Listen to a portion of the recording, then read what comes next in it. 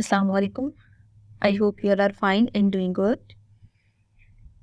We have to discuss inverse of 2 by 2 matrix, but we will start from very basic lecture. First of all, we will discuss for real numbers. ठीक है, अब देखिए अगर हम real numbers में 2 का inverse देखें तो वो 1 by 2 होगा. A का इनवर्स देखें अगर मैट्रिक्स में तो वो किस फॉर्म में होगा 1 बाय ए की फॉर्म में. मतलब अगर न्यूमेरिक वैल्यू से कंपेयर किया जाए ना तो ये 1 बाय ए की फॉर्म में आएगा. बट जब भी हम मैट्रिक्स में मैट्रिक्स का इनवर्स देखेंगे तो हमेशा उसको हम 1 बाय ए की फॉर्म में डिनोट तो कर सकते हैं, लेकिन इसी को आप देखें तो मैथमेटिकली एक ऊपर लेके आए तो -1 आ जाएगा. इसका मतलब है इनवर्स ऑफ ए को हम किससे डिनोट करते हैं, ए इनवर्स की फॉर्म में, ए की पावर -1 की फॉर्म में. अब ए इनवर्स फाइंड आउट करने के लिए हमारे पास एक फार्मूला है which is adjoint of A over determinant of A. In previous lecture we have discussed about determinants in detail. In this lecture we will start only adjoint of A and then move further to inverse of matrix. अब देखिए adjoint of A क्या होता है. For example हम एक matrix लेते हैं A which is 5 2 -3 and 9. ठीक है, आपसे कहा जाए आपने इसका एडजॉइंट निकालना है तो सबसे पहले मैथमेटिकल नोटेशन की फॉर्म में इसको लिखें और ए मैट्रिक्स की जगह ए मैट्रिक्स की वैल्यू पुट कर दें. जैसे डिटर्मिनेंट हम लेते हैं ना उसकी नोटेशन ये होती है, दोनों साइड पे लाइंस लगाते हैं. और फॉर एग्जांपल 5 9 -3 2 गिवन है तो इसको इससे और इस टर्म को इससे मल्टीप्लाई करते हैं. लेकिन एडजॉइंट में ऐसा कुछ नहीं है, आपने सिंपल क्या करना है, इन दोनों की जगह चेंज करनी है. ठीक है, इसका मतलब है डायगोनल एलिमेंट्स की आपने प्लेस चेंज करनी है. 5 की जगह 9 और 9 की जगह 5 लिख लें और इन दोनों एलिमेंट्स के ये जो इस साइड आ रहे हैं इनके जस्ट आपने साइन चेंज करना है. साइन चेंज करने का मतलब ये है, अगर इस एंट्री के साथ देखें ना माइनस साइन है तो आप इसको प्लस की फॉर्म में लिख लें और इसके साथ आप देख सकते हैं प्लस है तो इसको साइन चेंज करके माइनस लिख दें. न्यूमेरिक वैल्यू सेम रहती है बट जस्ट साइन चेंज होता है. ठीक है, एक मैट्रिक्स लिखते हैं, adjoint of B find out करते हैं और बी मैट्रिक्स को हम यहाँ डायरेक्ट ले लेते हैं. 1 -3 0 एंड 5 लेट्स सी गिवन है. ठीक है, बल्कि -5 ले लेते हैं. अब जरा इस पे एडजॉइंट अप्लाई करते हैं. हम डायगोनल एंट्रीज को एक्सचेंज करेंगे. ठीक है, 1 की जगह -5 की जगह 1 लिखेंगे, लेकिन इन दोनों के साइन चेंज करने हैं. अब अगर इन दोनों के आपने साइन चेंज करने हैं तो 0 नॉन नेगेटिव इंटीजर होता है वो सेम रहेगा और 3 का साइन चेंज कर दें, अगर वो नेगेटिव है तो पॉजिटिव हो जाएगा. ठीक है, तो मतलब ये मेथड है एडजॉइंट फाइंड आउट करने का. अब हम यहाँ पे देखते हैं कि अगर हम कोई भी मैट्रिक्स ए लेते हैं उसका मल्टीप्लिकेटिव इनवर्स कैसे फाइंड करते हैं. फॉर एग्जांपल हम न्यूमेरिक वैल्यू में ए का मल्टीप्लिकेटिव इनवर्स लें तो inverse of A direct possible नहीं है. उसके लिए हमने फार्मूला क्या यूज करना है, A inverse is equal to adjoint of A over determinant of A. ठीक है, अब देखिए हमें क्वेश्चन से ही क्लियर हो रहा है कि आपने एडजॉइंट और डिटर्मिनेंट दोनों लेने हैं. तो सबसे पहला काम ये करें, क्वेश्चन में हमेशा आपने मल्टीप्लिकेटिव इनवर्स फाइंड आउट करने के लिए सबसे पहला काम ये करना है डिटर्मिनेंट ऑफ ए लेना है. ठीक है, जरा डिटर्मिनेंट ऑफ ए अप्लाई करें. डिटर्मिनेंट ऑफ ए का मतलब क्या होता है, ए के दोनों साइड पे स्ट्रेट लाइंस लगा लें. अब आप मैट्रिक्स में भी स्क्वायर ब्रैकेट को हटा के ये लाइंस लगा लें. जरा इन दोनों को सॉल्व करें तो आंसर -1 × 0 माइनस ऑफ 2 × 3 आ रहा है. ठीक है, यू विल गेट आंसर -6. इसका मतलब है डिटर्मिनेंट ऑफ ए का आंसर हमारे पास -6 आ रहा है. जरा इसको हाईलाइट कर लेते हैं. ठीक है, हाईलाइट करने के बाद ना अब आपने देखना है कि ये मैट्रिक्स सिंगुलर है या नॉन सिंगुलर है. तो इसके डिटर्मिनेंट का आंसर नॉन जीरो आ रहा है. It means A is non singular matrix.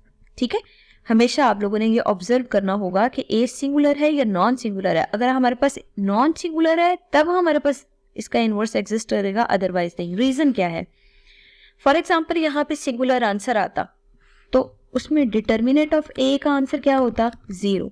आपको पता है जब आप इस फार्मूला में ए इनवर्स किसके इक्वल होता है, adjoint of A divided by determinant of A. ठीक है, एडजॉइंट कुछ भी आए लेकिन अगर ये डिटर्मिनेंट 0 हो जाता है तो any number divided by 0 is infinity. वो अनडिफाइंड होता है ना, जब वो अनडिफाइंड है तो इसका मतलब है इसका सोल्यूशन पॉसिबल नहीं है.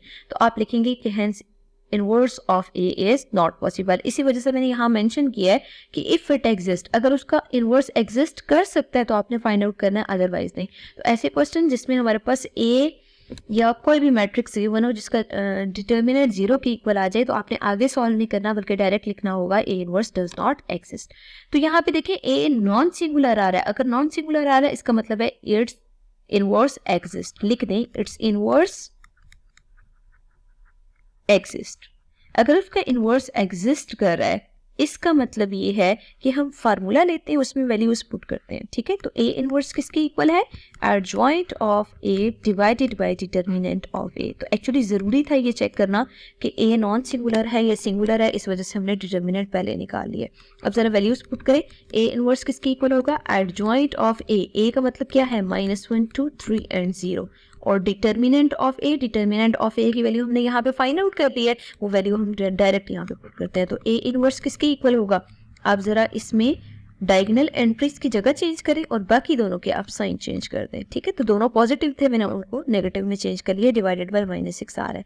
तो जब भी किसी मैट्रिक्स से कोई न्यूमेरिक वैल्यू डिवाइड होती है तो हर एंट्री से आपको डिवाइड करना होता है। तो यहाँ पे -6 को जितनी भी एंट्रीज आ रही है ना मैट्रिक्स में उन सबसे डिवाइड कर दें। जब आप -6 को सबसे डिवाइड करेंगे तो लास्ट पे आप ए इनवर्स का आंसर लिखें।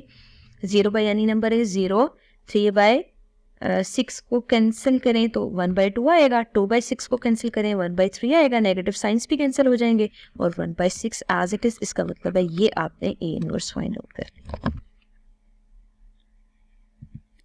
लिया। सेकेंड पार्ट में हम बी मैट्रिक्स का इनवर्स फाइंड आउट करते हैं, ठीक है। तो सबसे पहले हमें काम क्या करना चाहिए, पहले चेक करना चाहिए कि बी सिंगुलर है या नॉन सिंगुलर है, ठीक है। तो सबसे पहला काम हमें डिटर्मिनेंट चेक करना है, ठीक है। अगर डिटर्मिनेंट नॉन जीरो आता है तो हमें कंफर्म है कि हमने आगे सॉल्व करना है, अदरवाइज हमें सॉल्व नहीं करना।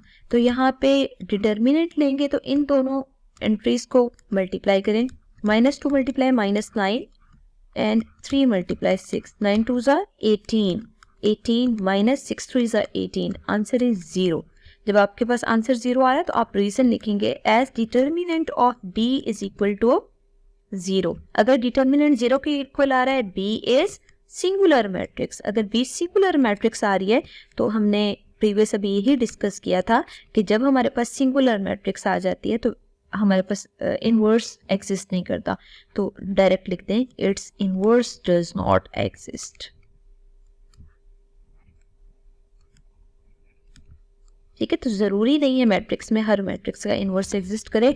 वो मैट्रिसेस जिनमें डिटर्मिनेंट नॉन जीरो आएगा उनमें इनवर्स एग्जिस्ट करेगा, अदरवाइज एग्जिस्ट नहीं करेगा, ठीक है। तो यहाँ पे हम दोबारा से देख लेते हैं कि अगर हमने बी इनवर्स फाइंड आउट करना था ना तो आंसर क्या आता है, adjoint of B over determinant of B. अब यहाँ पे देख सकते हैं डिटर्मिनेंट ऑफ बी 0 के इक्वल आ रहा है। जब आपके पास डिटर्मिनेंट ऑफ बी 0 है तो आप न्यूमरेटर में एडजॉइंट की जगह ना कुछ भी पुट करें, जैसे -2 3 6 एंड -9 की फॉर्म में। जब हमारे पास डिनोमिनेटर 0 आ रहा है तो इस डिनोमिनेटर की वजह से जो फॉर्म आ रही है वो अनडिफाइंड आ रही है, ठीक है। कैलकुलेटर पे अगर आप रीचेक करना चाहते हैं तो किसी भी नंबर को 0 से डिवाइड करके देखें, आंसर मैथ एरर आएगा। इसका मतलब है ये अनडिफाइंड फॉर्म है जिसको हम डिफाइन नहीं कर सकते। तो बस ये सारा काम आपको करने की ज़रूरत नहीं है। इसके लिए हमने जस्ट क्या करना है, हर क्वेश्चन में डिटर्मिनेंट को चेक करना है।